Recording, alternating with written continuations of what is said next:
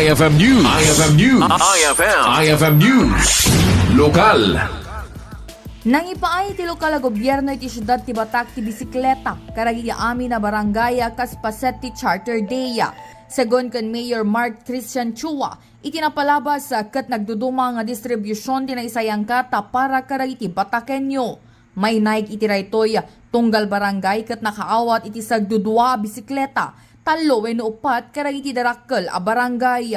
Patsin na, ang mausar dagitoy a bisikleta para iti panangipaay ti napinpintas a serbisyo karagi iti bumarangay.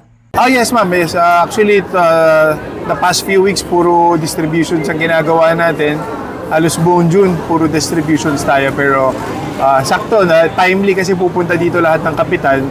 Pinadistribute na rin po namin yung mountain bike nila na I think 2 per barangay. Sa mga big barangays, 3-4 po yan.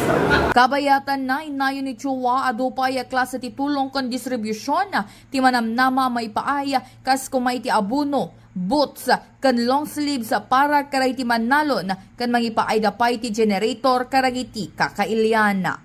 Para iti IFM News, Idol Bernadette Toledo, Tatak, IFM. IFM News. IFM News. IFM News. Lokal.